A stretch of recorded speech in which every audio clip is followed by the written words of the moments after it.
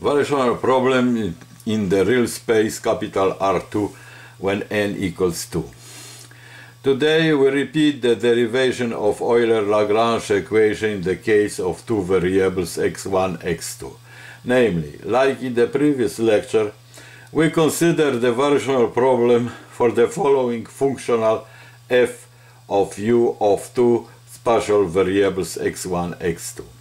The functional f of u equals integral over the domain omega, in fact rectangle omega, of a given function g of the arguments point x, function u and its derivative, partial derivative with respect to x1 and x2. The given continuous function g, in fact of 5 arguments, because x is x1, x2, q, and r equals r1, r2. So where the variables q, r1, r2 are from minus to plus infinity. So we observe that the variables q, r1, r2 corresponds to the function u and the partial derivatives of u respectively.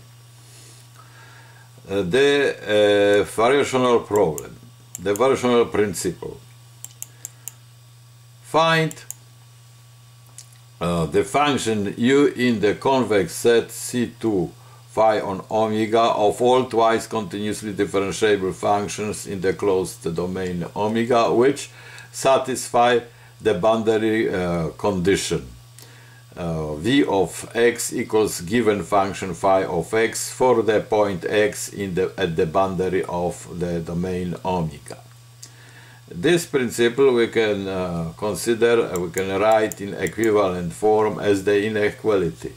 Namely, find a function u in C2 phi on omega which satisfies the inequality f of u is less or equal than f of v for all v in the class of C2 phi on omega.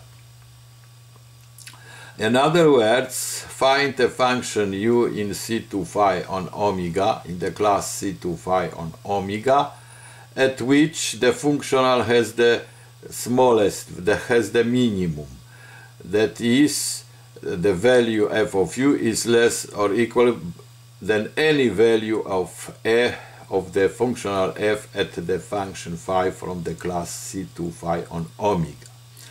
This fact we note as follows, that at u functional attains minimum, that means the value at u equals minimum over v in the class C2 phi on omega of the values of the function capital F at v. Now we shall state the necessary condition for the existence of the minimum of the functional under consideration.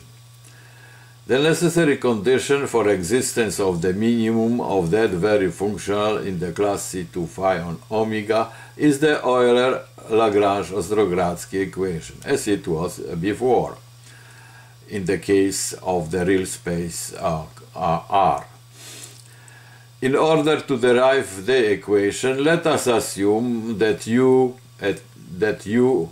belongs to C2 is a solution of the problem under consideration.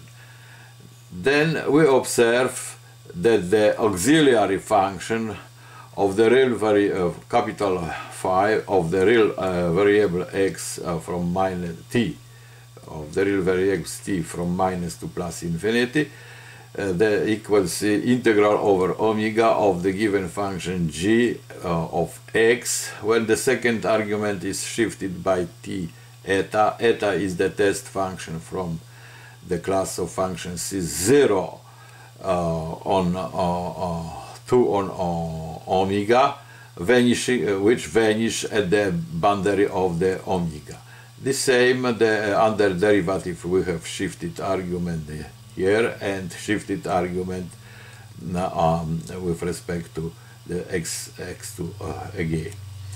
So this auxiliary function attains minimum at t equals 0, because when t equals to 0, then phi of 0 is the functional under consideration. Is if t equals 0, then we have f of phi of 0 equals f of u, g of x, u, t is 0 of u, and the derivative. So by the assumption, the function phi of 0 is has the smallest value, has the minimum. So from this fact, we can write by the calculus, we know that the function has minimum at the point t equals 0 if its derivative is 0 at t equals 0. That is a known fact. And on the other hand, the derivative of this function we can differentiate. How we differentiate? Derivative of g with respect to the second argument, because second argument depends on t, and second argument with respect to t is eta.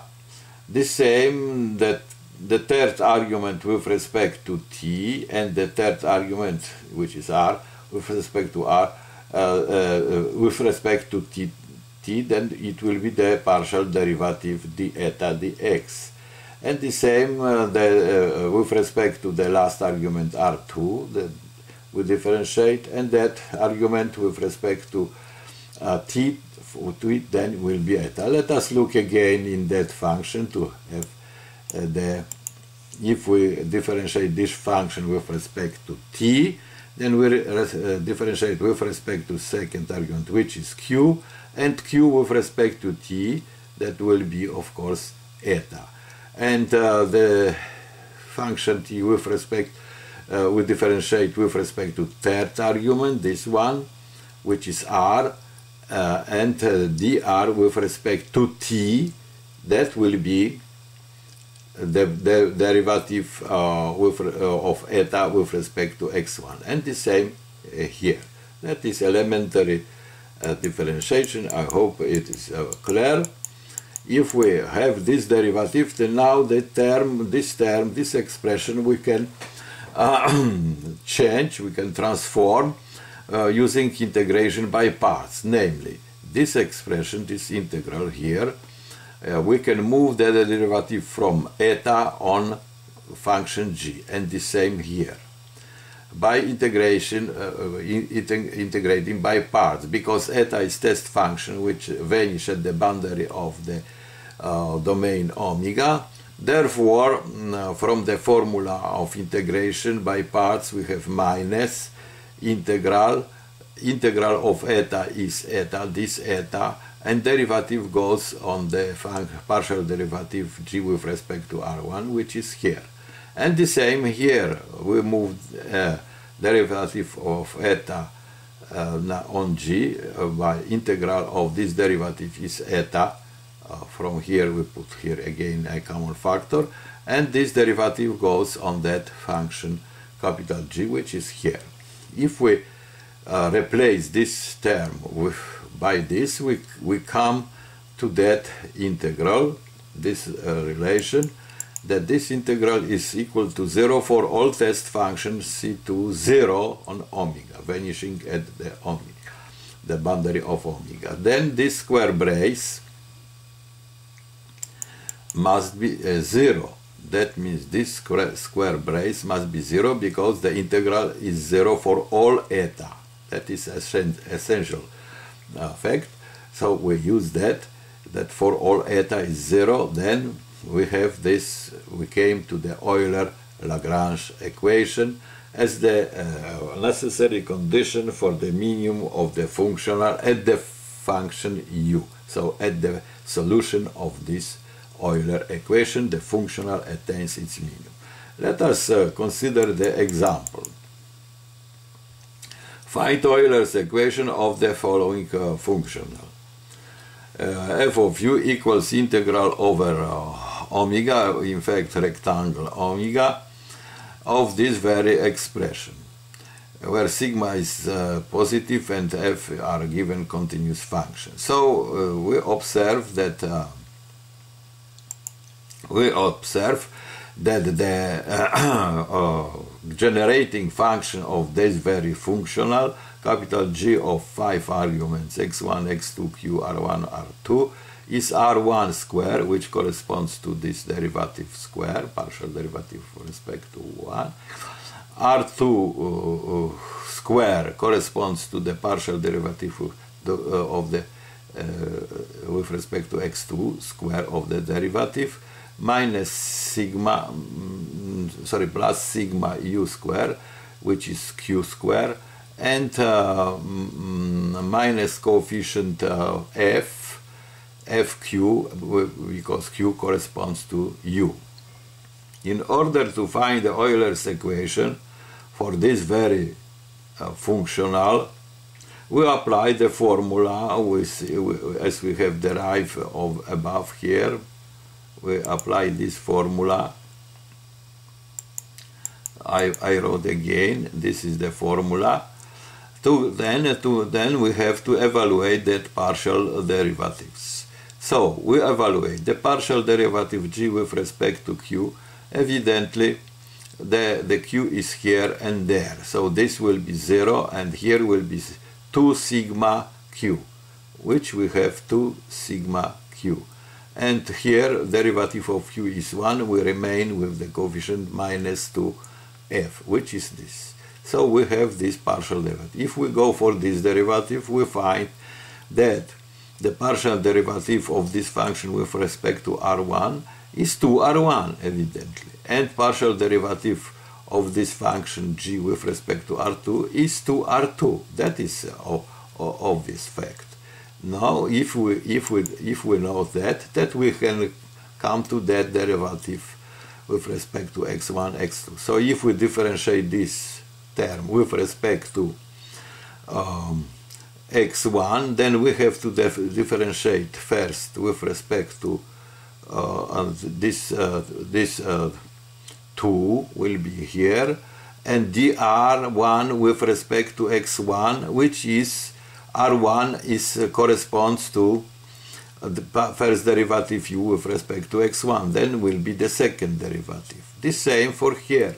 If we differentiate this with respect to x2, this x2, this derivative is here, then we have coefficient 2, and r2 with respect to x1 is the second derivative u with respect to x2 square, because r2 is the first derivative u with respect to x2. Okay, then we have these things. We can put instead of this function, this derivative, this term. Instead of this term, we put this one, 2, and instead of this, we put that one. So we get the Euler equation. This is the Euler equation. If we simplify by 2, we shall come to the, and move this term on the right side, we shall come to the Euler's equation for the functional under consideration. So the solution of this Euler equation with the given boundary conditions, then the functional attains its minimum. In other words, to find minimum of the above functional, we have to solve boundary value problem for the Euler's equation. In fact, in literature, this equation has another name and is known as Helmholtz, because of these coefficients, Poisson equation, because the right-hand side is non-zero. Thank you.